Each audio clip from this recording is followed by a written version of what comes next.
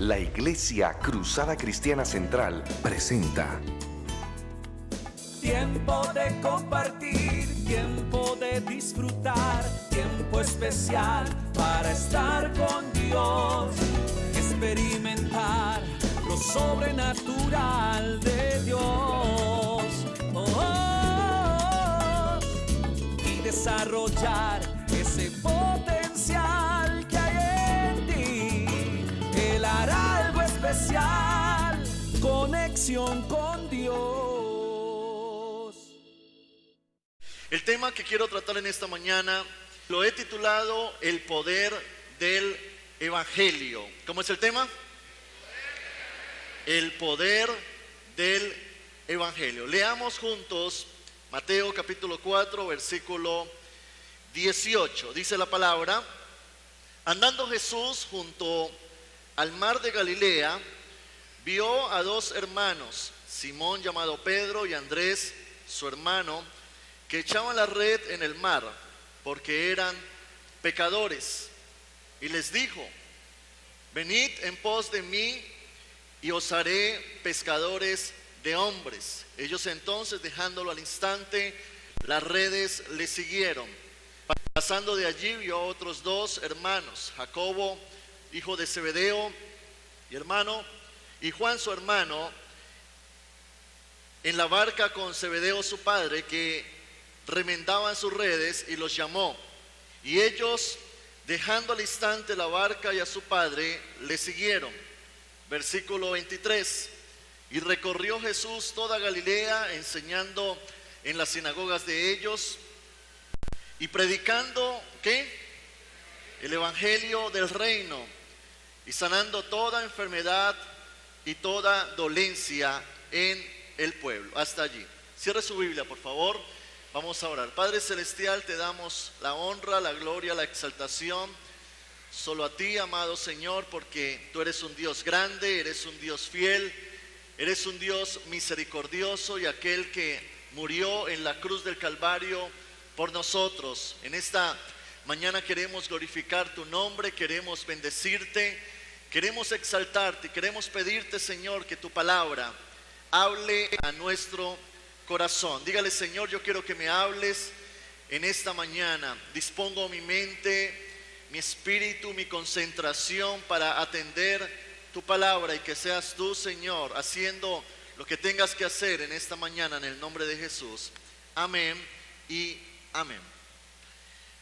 El poder del Evangelio. Es interesante nosotros como cristianos leer la palabra de Dios y escudriñarla y conocer lo hermoso que hizo Jesús aquí en la tierra cuando Él comenzó a realizar su ministerio y comenzó a transformar vidas. Tenemos que entender el trasfondo de la palabra, y es que Cristo vino a deshacer las obras de Satanás. Cuando Adán y Eva pecaron en el Edén, vino maldición, vino pecado, vino destrucción sobre la vida del ser humano. Pero cuando en la Biblia dice que Cristo en su momento venía a la tierra, Él vino precisamente a deshacer las obras del diablo y a darnos un plan de salvación, y era ese medio para que usted y yo saliéramos de esa cautividad y entráramos a vivir una vida diferente. Yo creo que cada uno de nosotros hemos vivido esa experiencia cuando aceptamos a Cristo y Cristo entró a nuestro corazón y nacimos de nuevo. La vida nos cambió, la manera de pensar nos cambió, comenzamos a ver el futuro de una manera diferente. Allí resolvimos el problema de la eternidad, porque al aceptar a Cristo, en ese momento vino a salvación a nuestras vidas. Y es interesante el texto que acabamos de leer, porque narra cómo Jesús, a sus 30 años, al iniciar su ministerio, comenzó en primer lugar una obra evangelística. Cuando hablamos de evangelismo, hablamos de la predicación del reino, del evangelio y de la palabra de Dios. Y por eso se dice en la Biblia de que Jesús fue a diferentes lugares. Allí en un lugar estaba Pedro y le habló acerca del evangelio del reino. Y Pedro, sensible y con la necesidad de conocer al Mesías, aceptó a Jesús y le siguió. Luego fue donde Andrés, donde Juan, donde Jacobo, y a cada uno de ellos les transfirió ese evangelio, esa buena nueva del evangelio. Precisamente la palabra evangelio significa buena nueva, una noticia, algo que es nuevo para la persona. Por eso dice en la Biblia de que Jesús les habló del evangelio, les dio una buena nueva y le dijo: Pedro, a partir de ahora tu vida va a cambiar. A partir de ahora vas a adquirir la seguridad de la salvación. A partir de ahora tu destino toma un rumbo diferente, porque yo soy el que cambio tu destino. Yo soy el que le quito a Satanás el derecho legal sobre tu vida, y a partir de ahora vendrá bendición sobre tu vida. Esas fueron las buenas nuevas, el evangelio que llegó a la vida de estos primeros cristianos, de estos primeros seguidores de Jesús. Y cuando habla del evangelio del reino, esta palabra reino significa gobierno. Eso significa que en el momento en que Jesús les habla del evangelio, les está diciendo: les vengo a hablar de una buena nueva, y es que Cristo es el Señor. Y cuando habla de reino, está diciendo: y ahora Dios va a gobernar sus vidas y los va a llevar a un camino de prosperidad y bendición. ¿Cuánto le dan un fuerte aplauso al Señor por eso?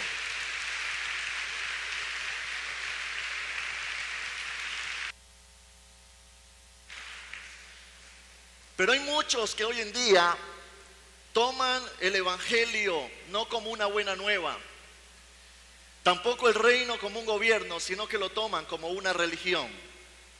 Es triste ver todo lo que ha acontecido en la historia y cómo la iglesia primitiva, esa iglesia que se narra en el libro de Hechos, comienza a crecer. Algunos dicen que la iglesia en Jerusalén creció hasta tener más de 50,000 creyentes. Se difundió en todas las naciones. Pablo se encargó de predicar en más de 10 naciones, luego los apóstoles, luego se levantaron otros como Timoteo, como Lucas, como Marcos, que comenzaron a predicar y a extender el reino de Dios. Pero al pasar el primer siglo, la iglesia pretendió secularizar la doctrina primitiva, es decir, comenzaron a crear instituciones. De allí más adelante nace el catolicismo 300 años después de haber muerto Cristo. Pero a partir de ese momento la iglesia toma otro rumbo y comienzan a meterle una mentalidad secular, quizá administrativa, quizá de orden, donde el poder del Espíritu Santo comenzó a apagarse. Y es triste saber cómo en la historia el evangelio comenzó a decaer. Comenzaron a haber aún siglos donde el evangelio no era predicado, donde se comenzaron a levantar grandes templos, pero el Espíritu Santo estaba alejado de esos templos, porque cayeron en su inicio del cristianismo genuino a una religión. Y yo le quiero decir algo: usted nunca me va a escuchar a mí hablando mal de una iglesia o de una denominación o de una creencia, pero sí me va a escuchar hablando mal de la religión, porque la religión nos aleja de Dios. La religión es un intento del ser humano de acercarse a Dios por medio de obras, cuando cristianismo es una idea de Dios en el momento en que por medio de Cristo se acerca al ser humano. Y por eso Cristo no vino a iniciar una religión. Él no vino a iniciar un movimiento. Él no vino a iniciar una corriente teológica en la cual el que se metiera y creyera en Jesús era salvo. No, Él vino a traer el reino de Dios. Él vino a darnos salvación. Él vino a darnos vida eterna. Él vino a solucionarnos el problema, porque estábamos metidos en el mundo, en el pecado, en la aberración, condenados al infierno. Pero Cristo vino a dejarnos un modelo de vida a seguir. Y aquel que en Él cree no se pierde, mas tiene vida eterna, dice la palabra del Señor. Por eso, cuando Jesús comenzó a hablarle a estos primeros creyentes, a sus apóstoles, a los que luego fueron los apóstoles, no les vino a hablar de religión, les vino a hablar de reino. Les vino a hablar de un gobierno que Dios quería establecer en sus corazones. Luego Jesús más adelante dice la palabra que le dice a los discípulos: sigan mis pisadas, así como como yo he vivido una vida, quiero que ustedes, perdón, quiero que ustedes también la vivan. Quiero que ustedes caminen una vida en rectitud, una vida de bendición. Ese es el evangelio del reino de Dios que está en la palabra del Señor. A ti no te salva el pertenecer a la cruzada cristiana. A ti no te salva el estar sentado hoy en una iglesia. A ti no te salva el que pertenezcas a una religión. A ti te salva Jesucristo, el Hijo de Dios.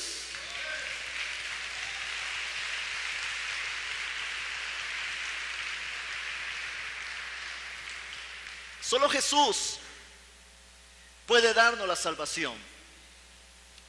Algunos dicen que todas las religiones conducen a Dios. Son mentiras. Ninguna religión conduce a Dios. Ninguna. Porque Jesús dijo: yo soy el camino, la verdad y la vida. Nadie va al Padre si no es por mí. Ninguna religión te conduce a Dios. Cristo es el camino a Dios.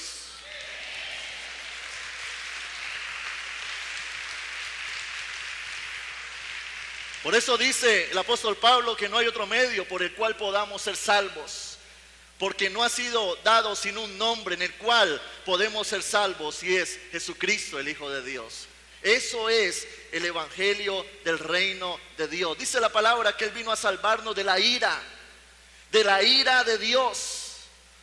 Porque cuando estábamos en condenación, Cristo vino y se ofreció como sacrificio. Cuando tú ves a Cristo morir en el Calvario, Dios sobre Cristo descargó su ira. La ira que usted y yo merecíamos la llevó Cristo en la cruz del Calvario. Aún el abandono, cuando Cristo estaba allí sufriendo, maltratado, con un corazón quebrantado, allí es cuando Dios mismo deposita su ira. ¿Para qué? Para que ya la gracia cayese sobre nosotros. Ese es el evangelio del reino. Ese es el evangelio de Dios. Y tenemos que entender algo. Lo que Jesús le dijo a aquella persona que estaba en la otra cruz: hoy estarás conmigo en el paraíso. Eso significa una verdad, y es que después de la muerte sigue algo. El mismo Dios, Jesucristo, le dijo a este hombre: hoy mismo estarás conmigo en el paraíso. Hay un destino luego de la muerte, y la Biblia lo describe como un cielo o un infierno. En el libro de Lucas, en el capítulo 16, Jesús, queriendo dar esta enseñanza, habla acerca de un hombre llamado Lázaro y un hombre llamado el rico, el hombre poderoso. Dice esta historia narrada por el mismo Jesús, de que había un hombre muy rico y un hombre muy pobre. Los dos murieron y uno de ellos fue al cielo. Lázaro el pobre fue al cielo. El hombre rico, que no había querido prestar atención a las cosas de Dios, fue al infierno. Y usted lo puede leer quizá en su casa, toda la porción bíblica. Y allí se narra que el hombre rico comienza a quejarse y comienza a decir: este es un lugar tormentoso, este es un lugar donde no hay alegría, este es un lugar de tristeza, es un lugar de aflicción. Y le ruega a Lázaro que pida por él, a ver si es posible sacarlo del infierno al cielo. Y allí es cuando Dios le habla a este hombre y le dice: es imposible que los que estén allá ahora entren al cielo, o los que estén en el cielo entren ahora al infierno. Una porción tan clara como estas tiene que abrirnos los ojos a una realidad acerca de la eternidad con Dios.